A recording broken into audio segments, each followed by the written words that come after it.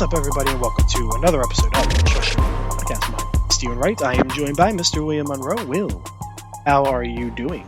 Steve, doing well. I feel like I had an overall pretty good week with fantasy, but I don't know, just with all of the injuries and COVID and craziness, I feel like no one's feeling good about their fantasy teams right now. I think, man, I should have paid more attention to this stat, but I think it was like the lowest touchdown scoring week of the year.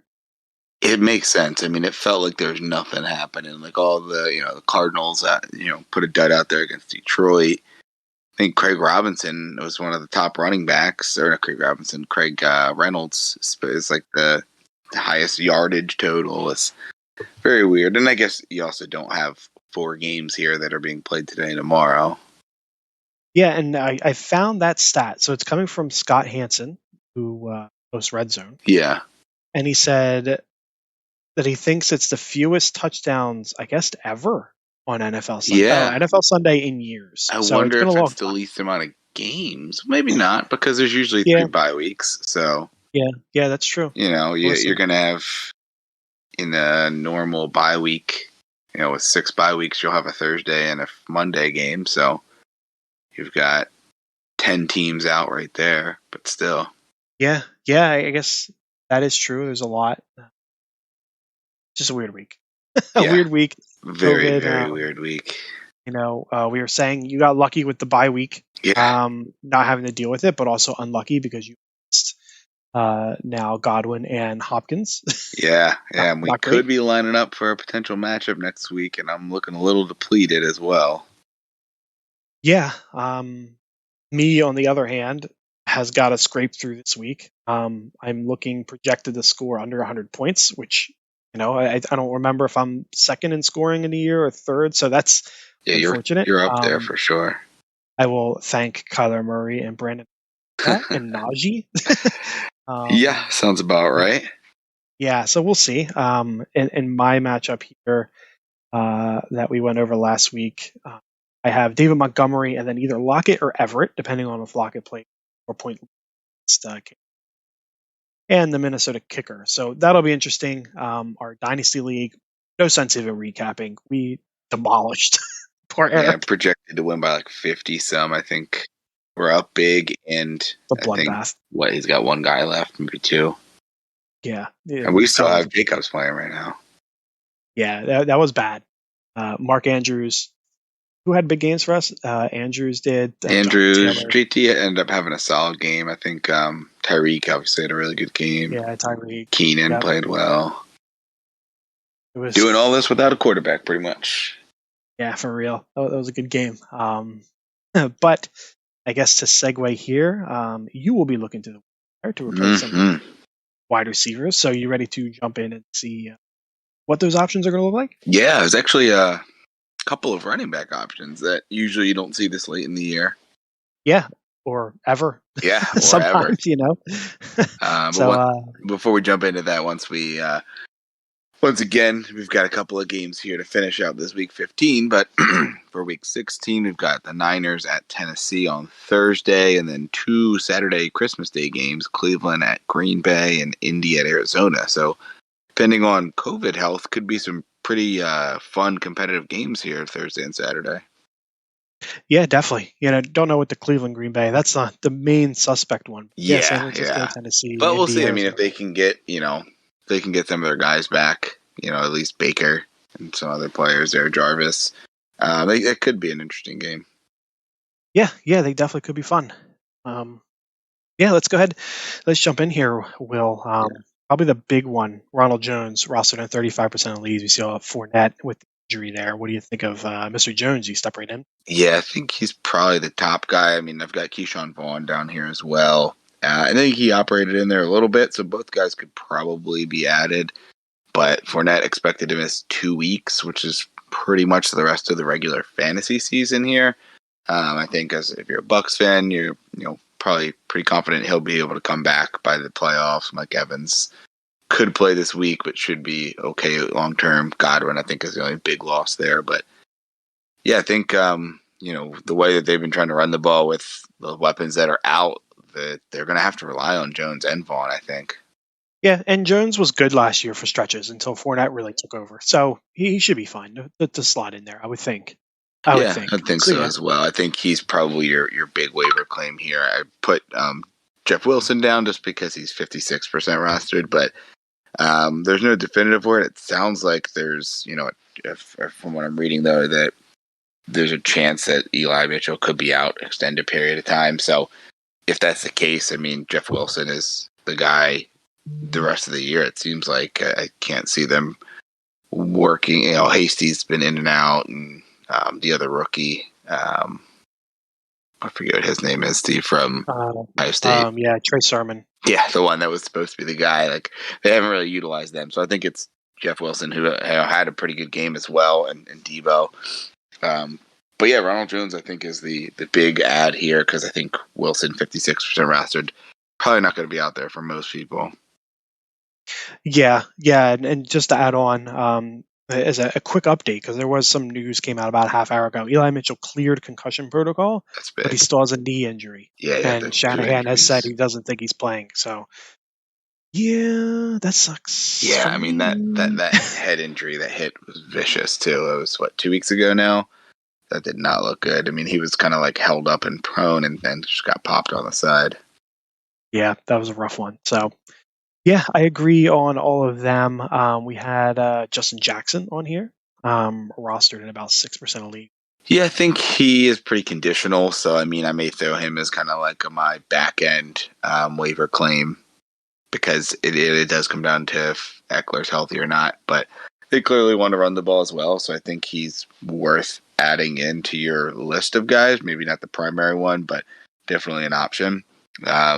I'd probably rather have some of the other guys here over him because I think there's probably a pretty good chance that we are going to see Eckler back, but it's still TBD. Yep, agreed. It's all conditional for him. Another one, I guess he's also conditional because I don't think we know about Gaskin, but Duke Johnson had himself a game. Yeah, and I mean that it's hard to tell because like is that just because you have Salvin Ahmed and Myles Gaskin coming back from COVID, so they're not like fully healthy, or is this a situation where they like what they see with him and he's going to continue to get carries? Yeah, you really don't know. I mean, Gaskin's been up and down. He's had plenty of really good weeks from a fantasy perspective, I guess. He hasn't had, he's had what, well, technically, I'm looking at for games over 50 yards. He's had 1, 2, 4 throughout the year. Not great. So maybe the team's looking at that from a fantasy perspective. It's relatively fine. But um, yeah, it's hard to say. It's a tough one to judge, especially after the game that Duke had. But it was the Jets at the same time. Last running back here will Mr. Reynolds out there in Detroit. What do you think of him? Yeah, another one with all these COVID issues is tough to say because it doesn't seem like Swift is going to be back. I mean, they're not ruling We've him said out that in the yet. past, right? Like, why would you Yeah, play him? just There's shut him nothing to play down. for. As much as I could use him on a couple teams that I still have from going, it just doesn't seem like it makes sense. But it does look like I got an update that Jamal Williams is going to be activated, at least from the COVID list. So we'll see when he comes back what the split is between those two and the other guys that are there.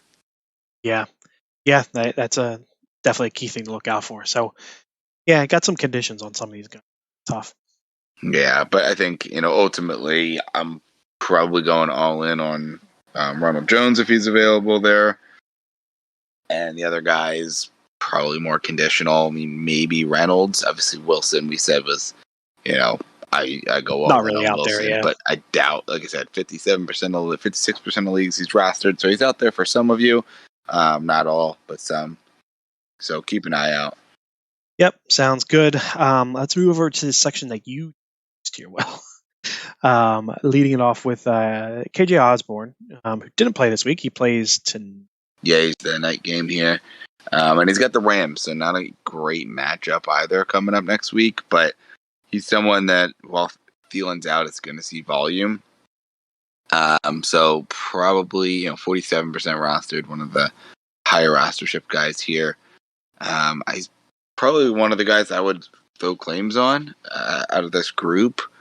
I think that he's just going to be utilizing the offense. They use him as a big play guy. He's all over the field, versus like a Russell Gage, who's another guy on this list, is a little bit more of a possession guy. I think he did get in the end zone in the last couple weeks, but you like more of a big play opportunity from a guy like KJ Osborne versus Russell Gage.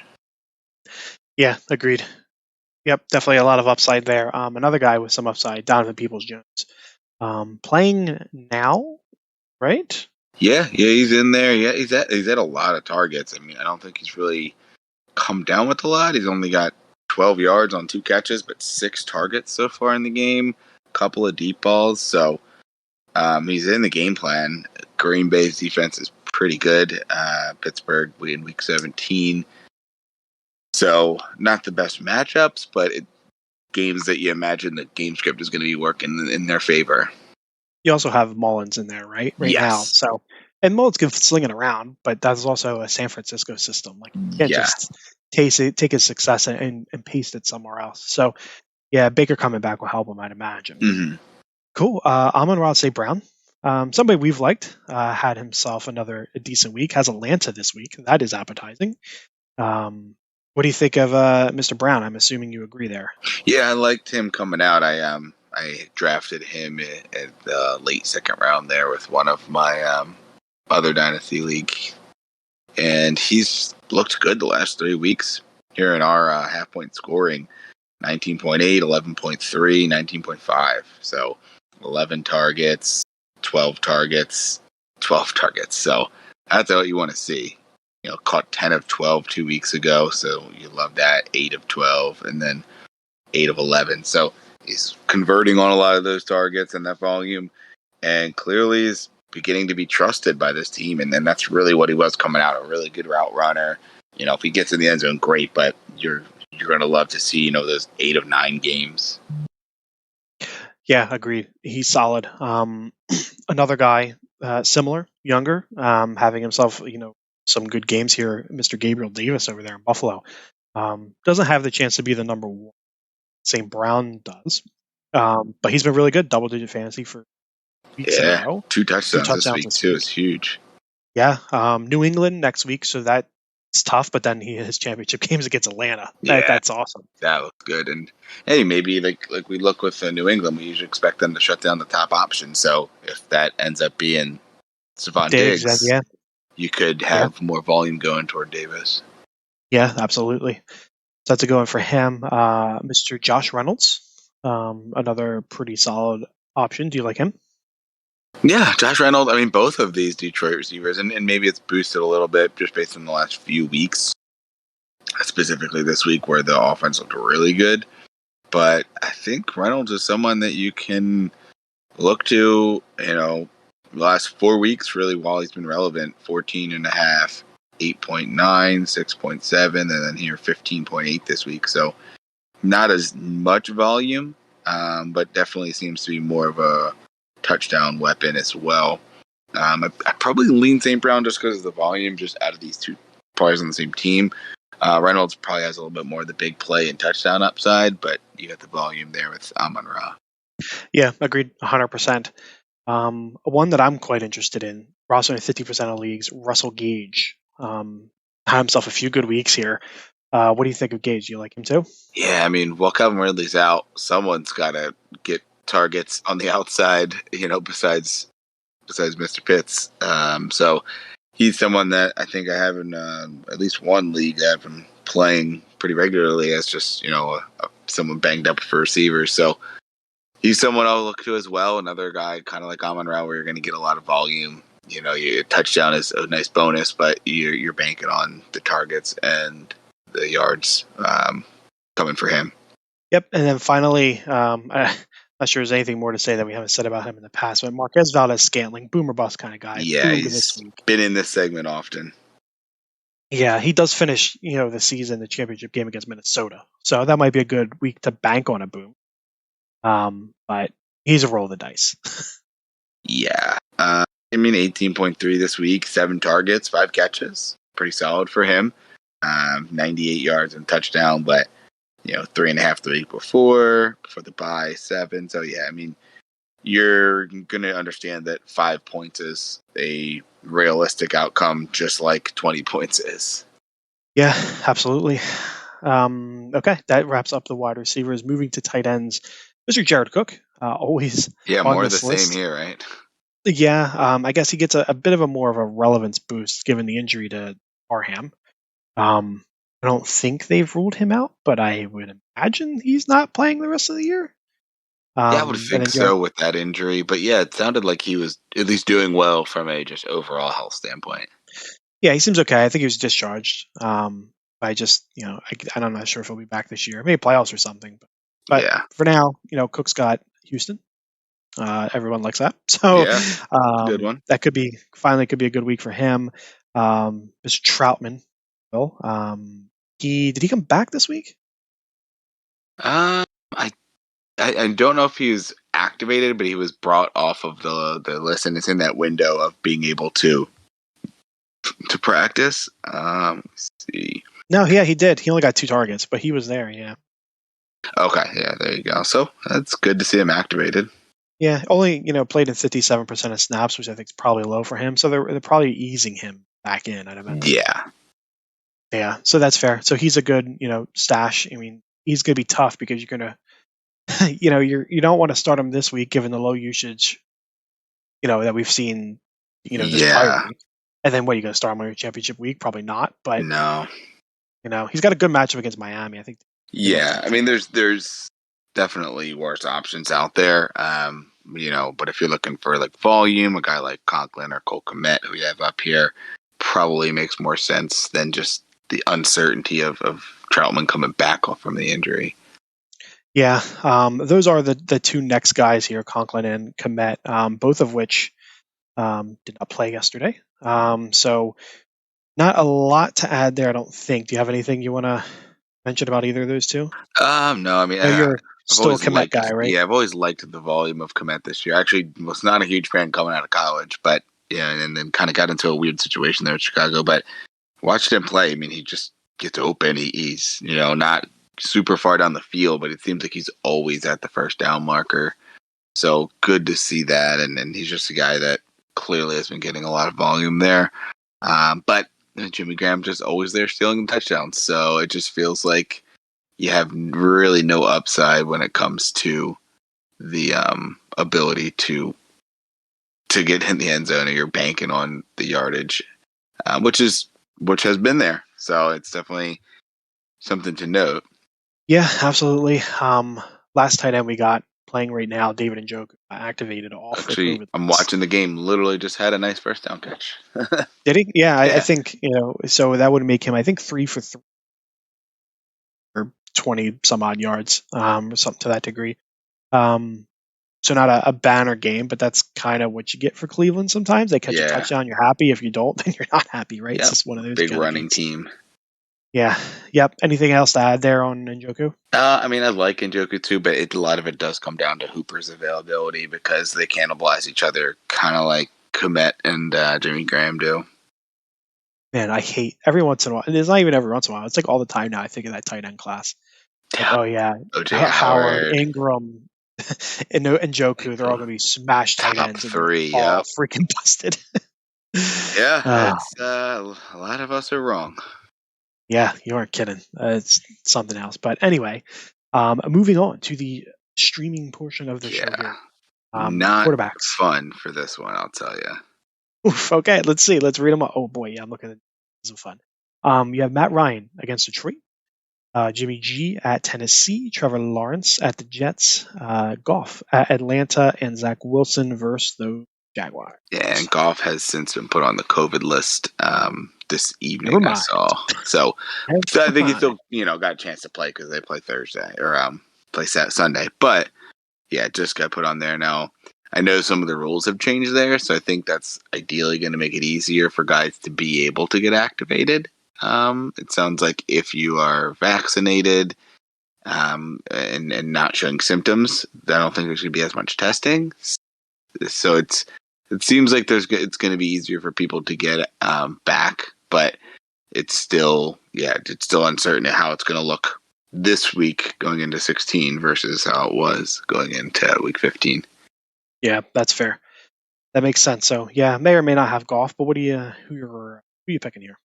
Yeah, I mean, it was interesting. Goff was going to be kind of the sneaky one outside of, I guess, Matt Ryan and Jimmy Garoppolo is probably the one that you want. He's like the safest, but also they just run the ball so much and so effectively that he just doesn't necessarily have to He has a do good week for anything. himself, and then it ends up being like a 10-point game in fantasy. So it's just like, do you really need or want that? But it's yeah. So I guess it's Matt Ryan against Detroit, but it's weird to say as they just come up and shut down one of the top offenses in Arizona. Yeah, I can make a case for a lot of them because there's a lot of good matchups here. I feel like it should be Ryan, but I also feel like that might be name value. I'll throw out Trevor Lawrence. You know, he had a rough week this week with the coaching change. Maybe another week of the new coach coming in, and not being an asshole.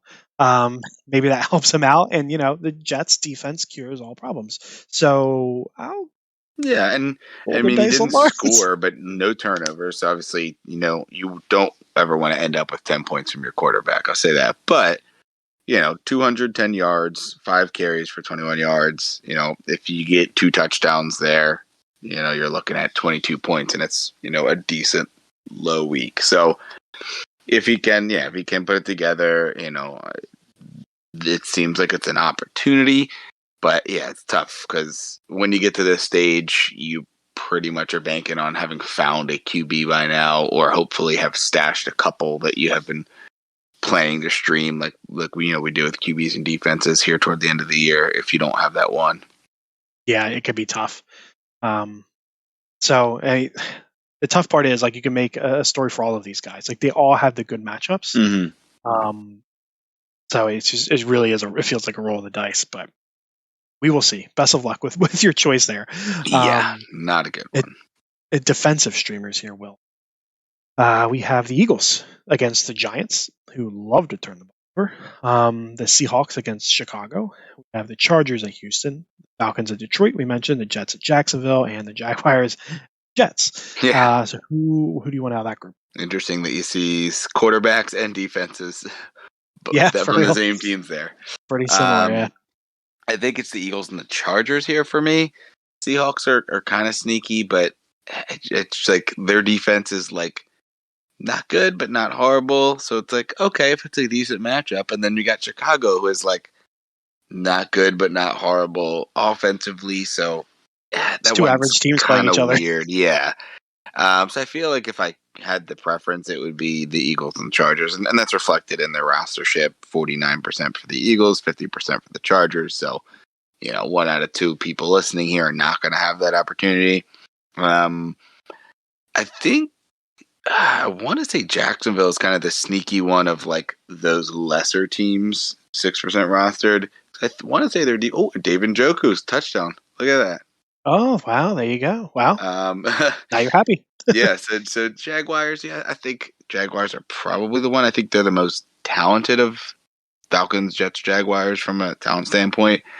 And I don't understand why, but it just seems like Zach Wilson does not want to utilize that. Well, I can't think of the running back's name right now. The Michael Carter, yeah, like with his receiving abilities, like he's just not getting the targets. And now that obviously we have injury to Elijah Moore, so it just that offense doesn't seem as scary as some of these other ones. Like at least Jacksonville, Trevor Lawrence can at the very He doesn't least, throw interceptions. yeah, he Like can at the he very hasn't least been. be as bad as as good or as bad as Zach Wilson. But at least you have James Robinson running the ball, and then decent receivers. So Yeah.